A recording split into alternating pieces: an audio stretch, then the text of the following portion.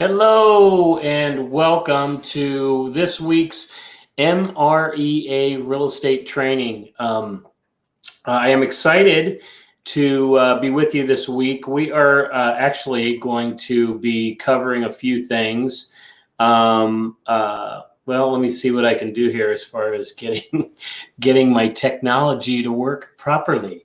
But in the meantime here, as I'm trying to get things working here, please go to StreamYard.com/Facebook, and actually it's in the comments right now. You can just click on that, and all that does is you're giving Facebook permission to be able to share your face if you decide that you're going to have any comments or anything, and we know who you are. So if you are, we've got a couple people on, please feel free to say hello. Comments always help with these videos. And give me some social power here. So, but anyhow, let's see here. All right. So we're going to pull up this. We got to get rid of this. Get on this. Let's see here. Interesting.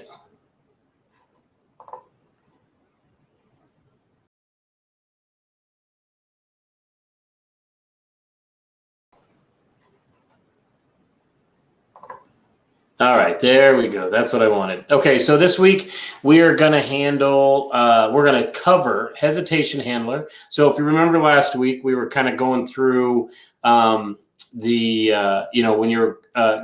get a lead, you call up the lead, talk with the lead, you're always trying to set the appointment to get over to the house, no matter where they're at in their situation of trying to sell a home or buy a home.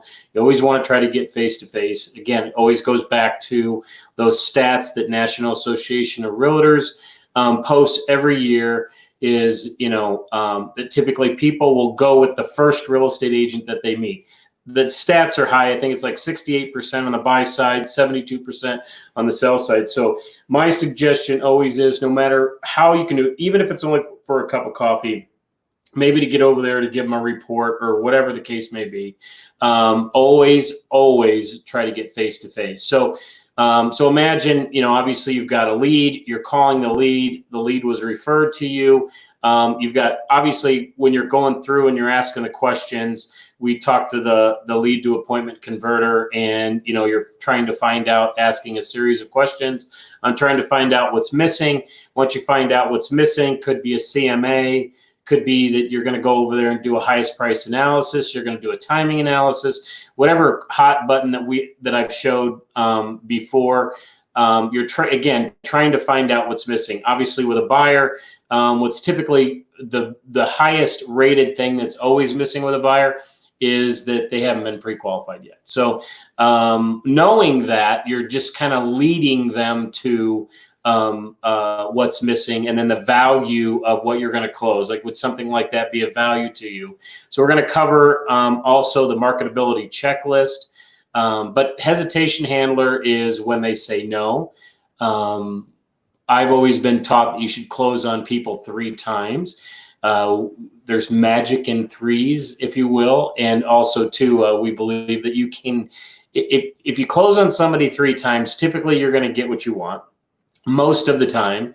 And also, too, you're not going to typically push people beyond repair. So, but anyhow, let's see here. The other thing that we're going to cover is the ingredients of dialogue selling, and then what was the other thing? Face-to-face overview and timing, which is going to kind of lead us into presentation skills. And I think the presentation part that I'm going to teach is probably going to be more than one training session. So there's a lot to cover when it comes to presenting. I mean, obviously we're presenting price. This is maybe not necessarily the market, no matter where you're at in the country, that we're handling price reductions right now, because houses are selling so quickly, and they're selling for, $20,000, $25,000, $30,000 more than what we're actually listing them for right now. So it's kind of a crazy market in that terms. But again, when I teach and train, I'm teaching for every market, and as all markets do, they will eventually shift. It's just possibly not going to shift today. So anyhow, let's go ahead and let's get started. Pulling up the slides here. So rule of thumb, right? Here's what I got. If you want somebody to want something, talk benefits. Talk about what they're going to gain. If you want somebody to act and act now, show them what they'll lose. Fear of loss is a greater motivator than the opportunity to gain anytime. I don't care what anybody says. You talk about loss, for the most part, you're going to get people to act and act now. So, all right. So let's see what we got here. Let's put it all together. So in the last couple weeks, we did step one. This is the lead to appointment converter. And obviously, what's the lead to appointment converter? We're trying to convert leads to appointments. So when you're calling anybody, obviously you're going to do an introduction. Hi, this is Gary Carpenter with XYZ Real Estate Company. Then you're going to ask a series of questions, open-ended questions: who, what, where, when, how.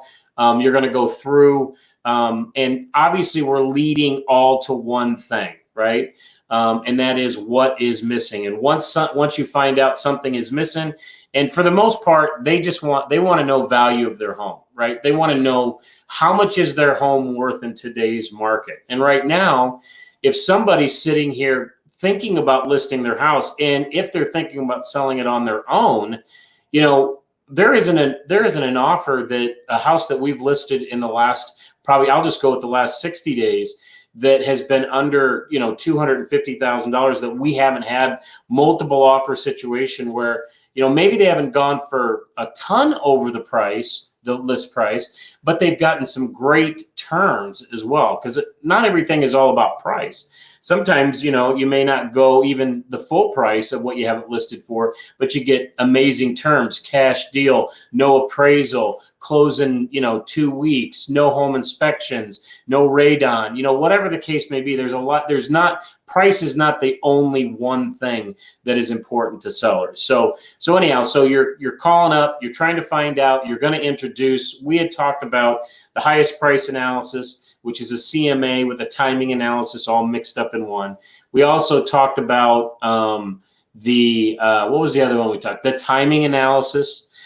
We talked about, this week we're going to talk about the marketability checklist, which is an amazing tool to do a combination of things, not just get into the door. So last week we proposed a get together. Obviously, when they say yes, come on over. You're going to do an alternative of choice close to be able to try to schedule a date and time. So, alternative of choice is, would 6 or would 7 be better? It's giving them a choice versus, hey, would 6 be okay? That's a yes, no, right? They're either going to say yes to that or they're going to say no to that. So, and then once you propose a get together, that's when you're either going to get a definite, okay, let's come on over. If they say, hey, let's come on over, you're going to say, hey, before I let you go, Mr. and Mrs. Seller, or Mr. Seller, Mrs. Seller, whoever you have on the phone, I've got some homework I need to do before I come over. Can I ask you a couple more questions? And then you're going to do the one-stop listing appointment where you're going to try to get all of those ingredients that we talked about last week. Decision makers are there.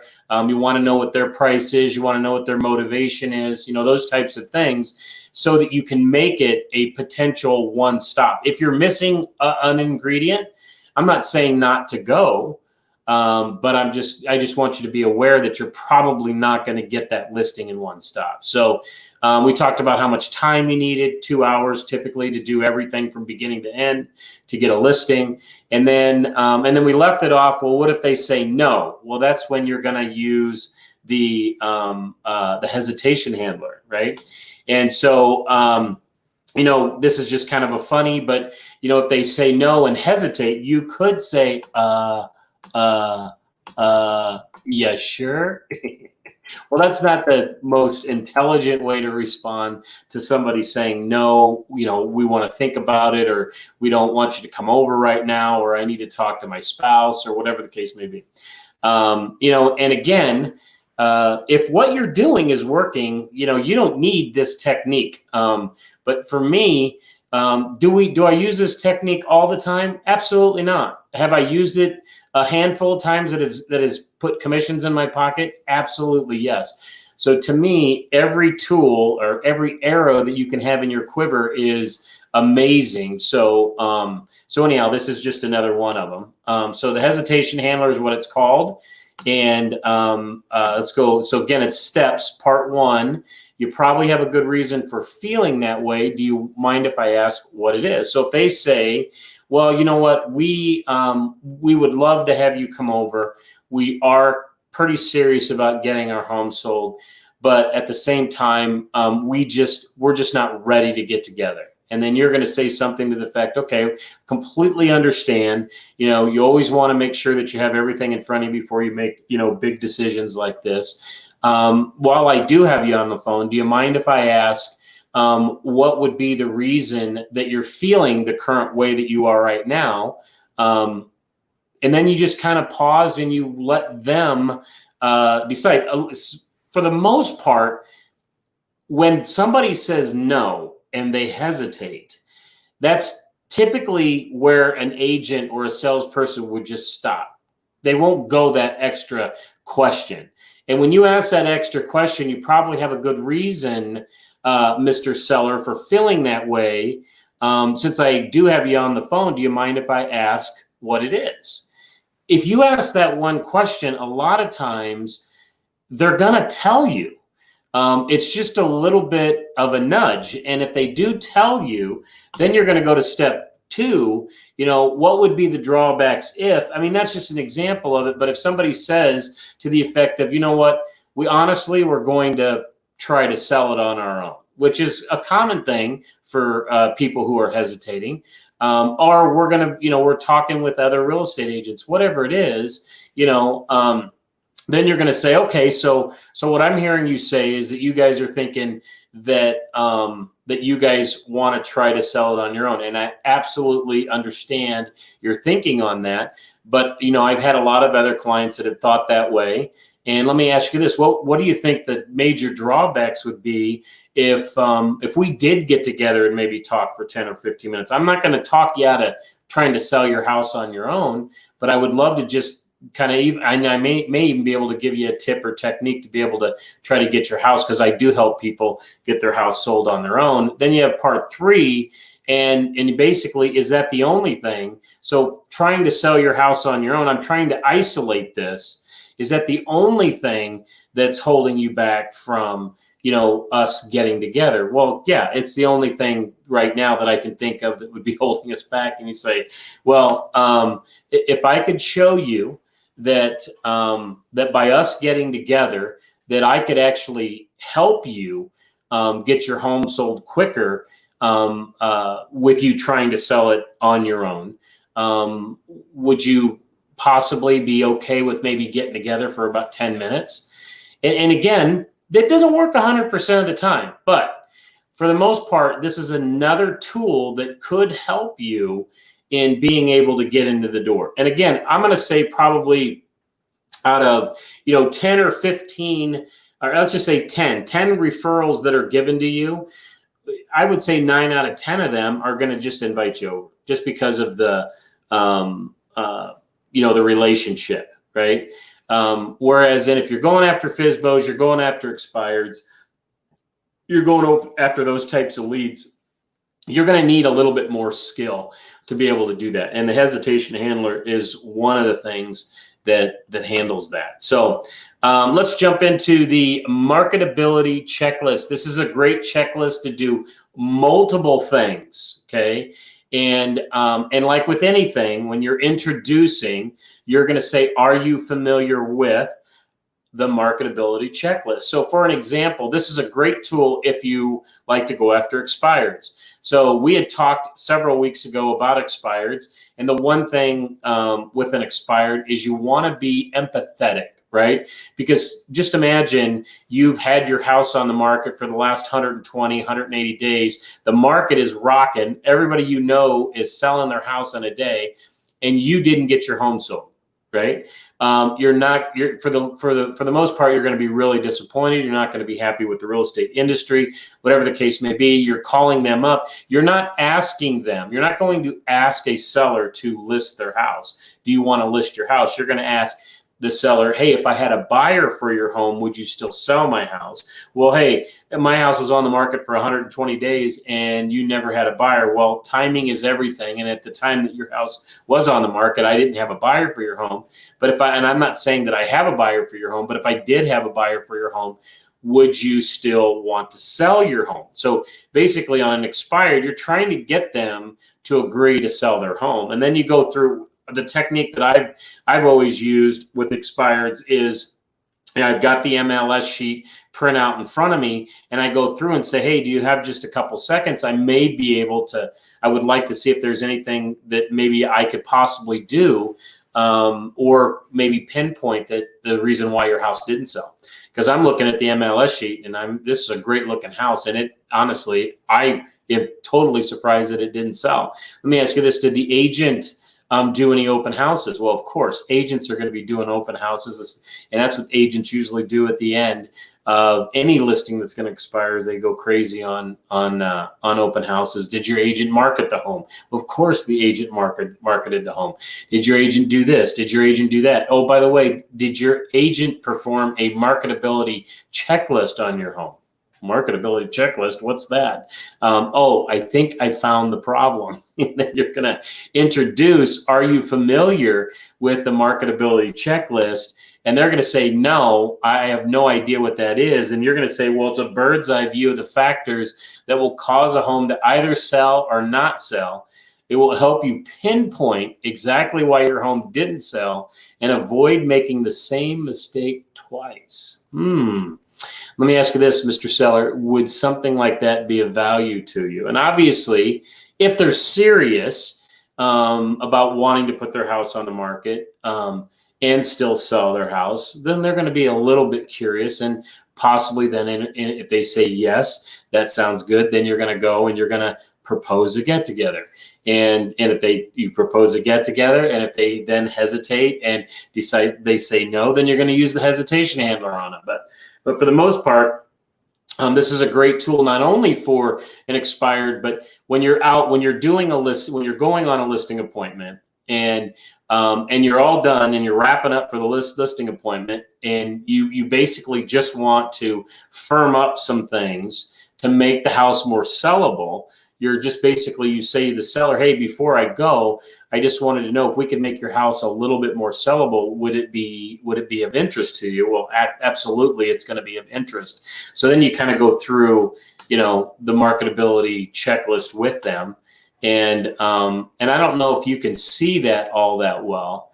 I'm going to also share this. You can, if you want this tool, I can email it to you. Just put in the comments your email address, and I would be more than happy to send this to you. So you're taking this form, you're putting it in front of them, and you're telling them, in any market, there's a certain amount of yeses. Like right now, in the market that we're currently in, you don't need as many yeses as maybe in a market that houses aren't selling as quick, right? And more of a buyer's market. So, but you go through and you say, okay, below market price. This is one way of being able to get a price reduction before you actually need a price reduction. So when they say below market price, a lot of times that's a major one that they're unwilling to do. And that's okay. That's fine. They go ahead and put a no there, right? So some of these I like to refer to as gnats, and some of them are elephants, right? So it's not necessarily the big things that get you. It's typically the small things that make a house not sell. So yard sign, it's something as simple as a yard sign. Any of you who have been in the market long enough know that you've had a situation where somebody didn't want to put a yard sign in their yard. So again, is this a yes or no? Currently, Mr. and Mrs. Seller, in order to really make your house sellable, I'm going to need, I'm going to need 14 yeses, right? So when you go through this marketability checklist, you're basically, what you're doing is they're putting check marks next to things as you're kind of going through everything with them, right? So yard sign, owner financing, right? I mean, that's a given. That's an easy no. Accessibility, you're going to talk about accessibility, putting a lockbox, on there, timing, you got a day sleeper, whatever the case may be. Is your house more accessible than somebody else's house? Move-in condition, exterior, move-in condition, interior. I mean, again, going through a checklist as you're walking through the house, you're checking things off on things that they should be doing to make their house more sellable. This is just going to reiterate those and making sure those things get done. Full term listing, being able to get, and again, I don't know what a full term listing is for you, but we're still signing 6-month listing agreements right now. And why? Because it's just better not to get out of the habit of signing a 6-month listing. And then pre-order appraisal. Again, that's maybe one that's a no.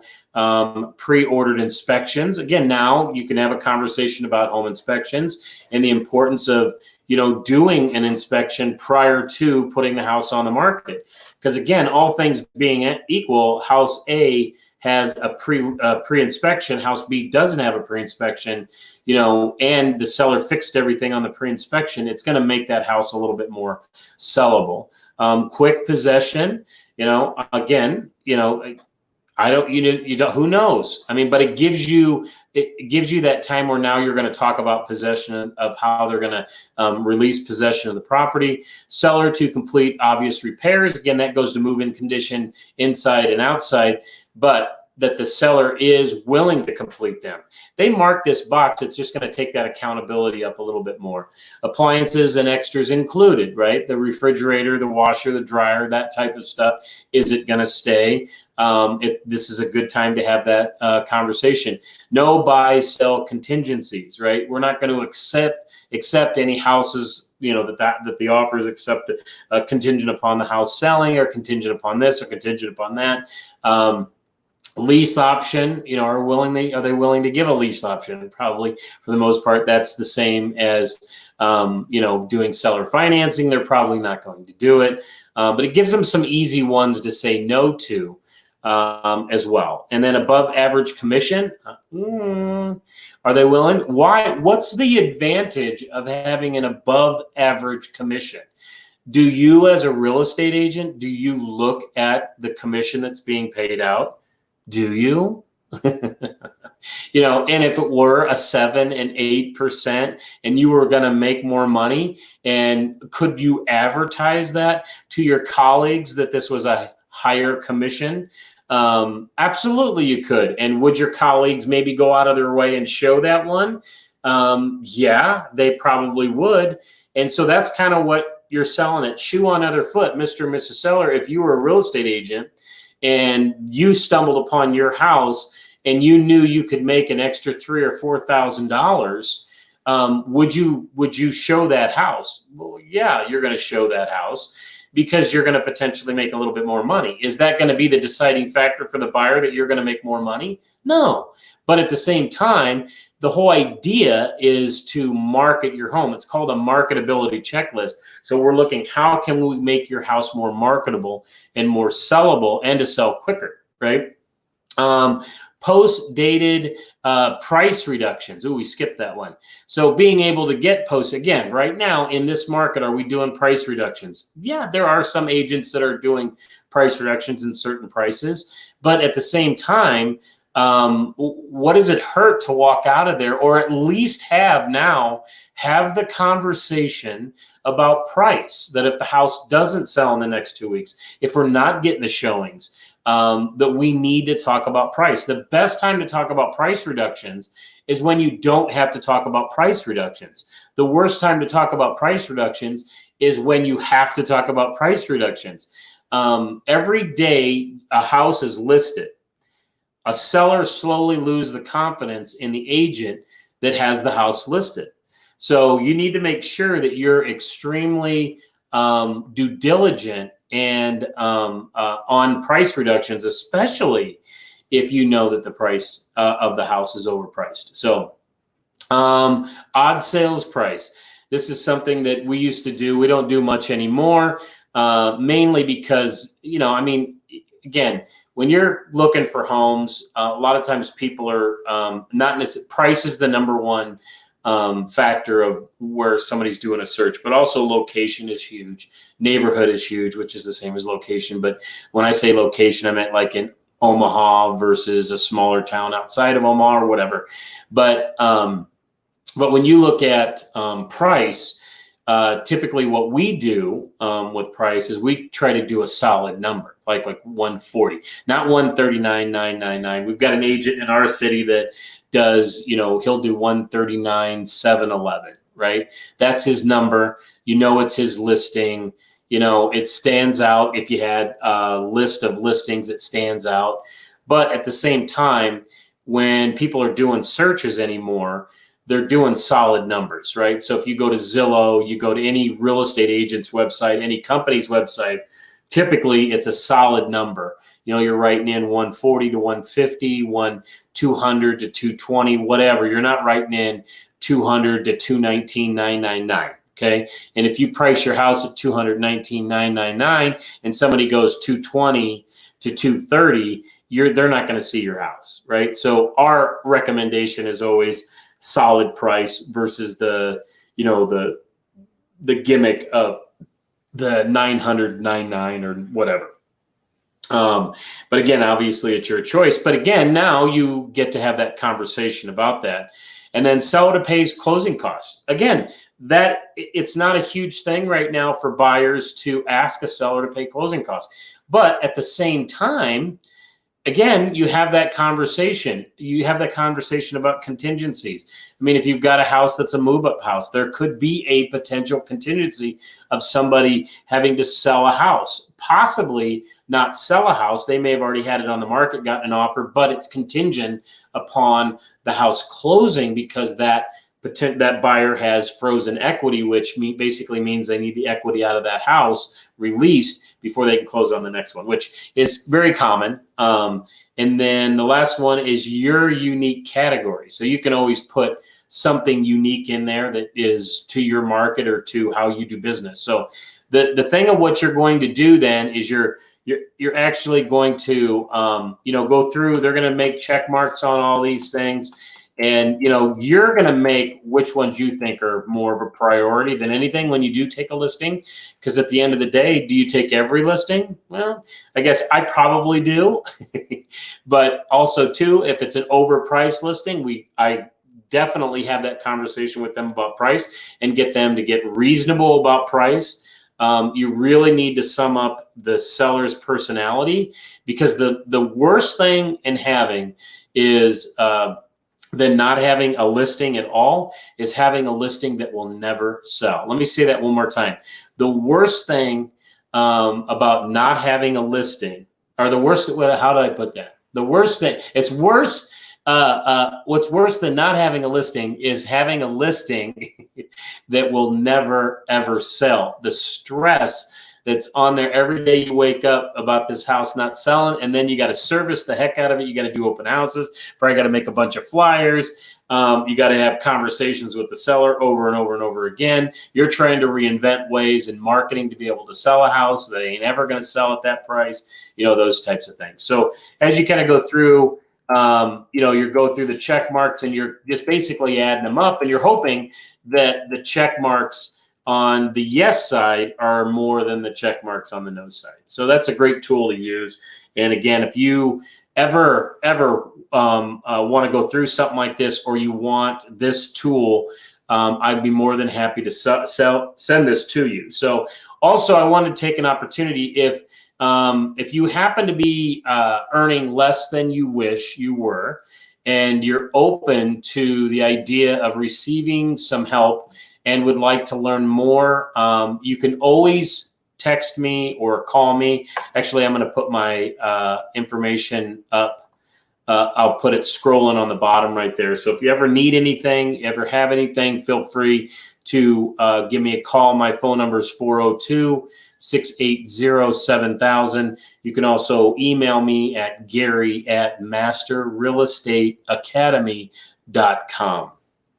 It's long. I would have went with MREA.com, but it was already taken. So anyhow, all right. So let's jump into the ingredients of dialogue selling. So triangle, there's going to be 3 of them. So when you look at this, there's the delivery, there's the method, and then there's the words. And so what I'm going to do is I'm going to break these down and kind of go with bullet points underneath each one. So the first one is the delivery, right? So the delivery is facial expressions, So when you're sitting down, typically, sorry, itchy nose.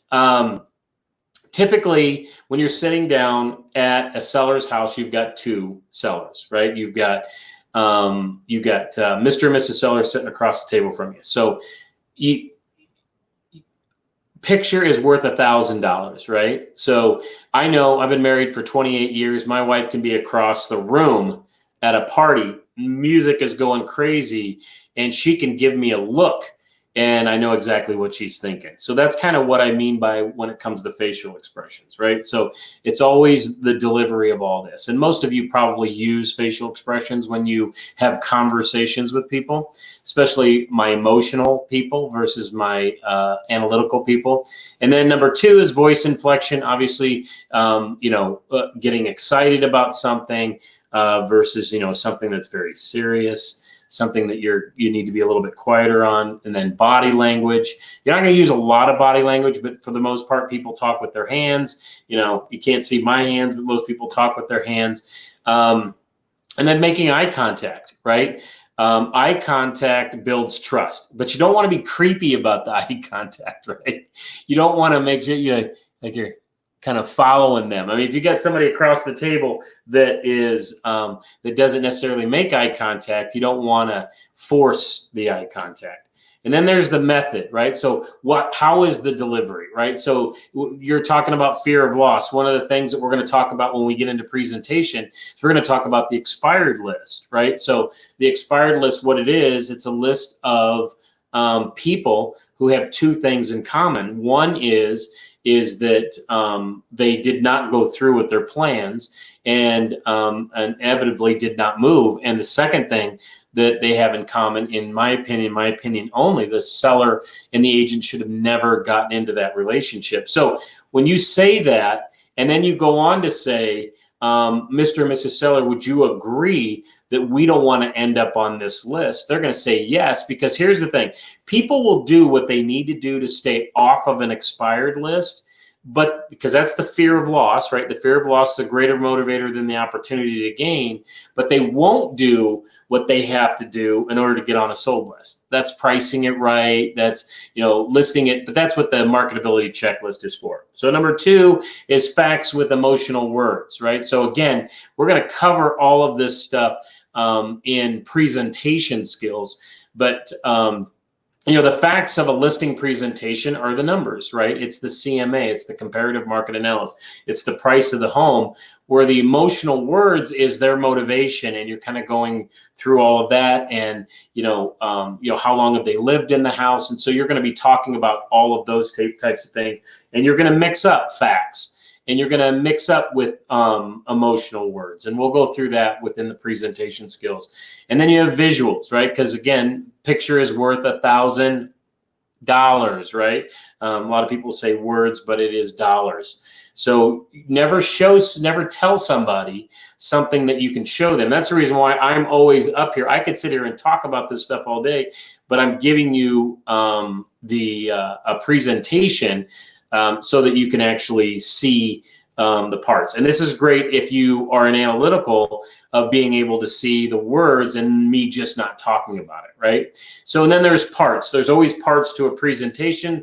There's always the questions that you're asking within a presentation, and then tracks, right? You're always going to follow a track. And then the words, which your words, not my words, not somebody else's words, but your words. That's the reason why we always talk about dialogue versus scripts. And then the use of their names. So their names are always a huge thing of being able to use somebody's name. And so you always want to make sure that you're getting their names up front, so that way you have them and you can use them as much as possible, because people love to hear their names. I don't know if you knew that, but they do. All right. And I would use your name if I knew you were on the call right now. Looks like I've got a few of you on the call and nobody's commenting. Does nobody have any questions on this? Am I doing that good of a job of presenting that you don't even want to make a comment like, hello, Gary, how are you? You know, anyhow, that's all right. All right. We're almost through the slides anyway, so we're going to be done here shortly. So I want to switch over to face-to-face overview and timing. This is really just kind of setting you up for presentation skills. So, the process always applies. I have been taught years and years ago, I was taught, let the process either get you the listing or the process lose you the listing. Okay, so when we look at this, POCA, which stands for Preview of Coming Attractions, right? Or it's also been known as Safe Island, okay? And so we're going to go through that next week, and we're going to go through Ring the Bell, Smile, Pay them a compliment, take them to the kitchen table where you can break the ice. But POCA is called Preview of Coming Attractions. You're basically going to give them a preview of coming attractions and what your whole listing presentation is going to be before you actually deliver your whole listing presentation, because it's what they want to see. It's like watching a trailer at a movie, is that's kind of helps you make a decision on whether or not you want to watch that movie. Let's see here. Colleen, you are just a regular viewer. I appreciate that. Thank you. All right, so you got POCA. Then we are going to have, hang on just a sec. We have questions, right? The questions that you're going to ask when you do not want to miss this next week when I demonstrate and go through the questions that you're going to ask when you're at the listing appointment to be able to get the seller in the right mindset. And then number 3 is you're going to present, right? You're going to present a listing presentation to them, and then you're going to talk about price, because price is important, right? I mean, it's not as important today because I honestly believe we are in a market right now that you would almost have to be ahead of lettuce not to be able to sell houses in this market. I mean, literally all we're doing right now is sticking signs in yards and presenting offers, and they're, and obviously the hardest part of any kind of a real estate transaction is getting it from acceptance to close. I mean, because that's where all the problems come up, but also too, getting a house priced properly so that you're not servicing that listing is also a huge deal. Okay. And fortunately for a lot of real estate agents, good for them, they don't have to really necessarily worry about price reductions and talk about pricing as much. For the most part, when we go on listing appointments, even though we are talking about pricing, we're talking more about the strategy of how we're going to bring the house on the market on Thursday, go with showings on Thursday and Friday, do an open house on Sunday, and present all offers. I mean, there's markets, agents, just so you guys know, there are markets where you don't present all offers. You present a offer, right? Even if you get an offer, right? So anyhow, so we're going to talk about the presentation, but we're also going to talk about pricing presentation. And then 4, persuade, right? So we talked about this a few weeks ago. Persuasion is you need to persuade when you're trying to get signatures. You need to persuade when you're trying to set an appointment. So, and all persuading is talking and telling people and presenting to people things that they maybe didn't think about before you showed up. Those are persuasion skills. And just so you know, you're always persuading. If you got a specific way of thinking, it doesn't matter if it's politics, religion, doesn't matter what it is. You are always persuading somebody to your point of view, okay? And so right now, we're just going to talk about it in the sense of, a listing presentation. And then I look at everything when it comes to this process it's, you're going to spend so much time in each one of these categories, right? So preview of coming attractions, you're going to spend a certain amount of time. Then you're going to spend a certain amount of time asking questions, which is the bulk of the time, and getting to know them, getting to know their situation. Yes, when you were on the phone with them, did you ask a series of questions so that you kind of had a good idea before you went over to the house to make it a one-stop? Yes, but now you have both Mr. and Mrs. Seller. If you did, your probing correctly and you stuck to your guns to make sure all decision makers were there, you're now in a situation to where, you're now going to bring everybody on board through the questions. Even though you maybe asked the questions before on the phone, you're going to now reiterate some of those and make sure that everybody's on the same page. And then you got presentation and price, right? So you're going to talk about presentation and price, and then you're going to persuade, right? So a lot of times when you've done such a great job in the questioning, you've done such a great job in the presentation and the pricing, that you don't need to persuade or close at the end. Well, we're always going to close, but we're not necessarily, it's going to be an easy close, right? You're closing all the way through a presentation. But so anyhow, that's kind of what I'm setting you up for the next couple videos. Now, just so you guys all know, we're not going to have any videos next week. I am going to take a little vacation, going out of town for a few days. And so I will not be here on Tuesday and Thursday. So we're going to skip a week. And July 21st, you guys need to make sure you put into your calendars July 21st, because we're going to have Chelsea Peets, I think is how you pronounce. She is an Instagram sensation. She's, I think, got 10,000 followers, but she works with real estate agents on how to work on social media, Facebook, Instagram, whatever the case may be. But she's amazing. So she's going to be my interview, and I do not miss that interview, or at least watch it. If you do miss it, you can't make it on the 21st. And then on the 23rd, we're going to how to tell people exactly how to refer you. There's about 5 or 6 points on that. And then we're going to start presentation skills. We're going to start listing presentation. And chances are that's going to be 2 to 3 videos. So don't miss that. And I think that's all we got.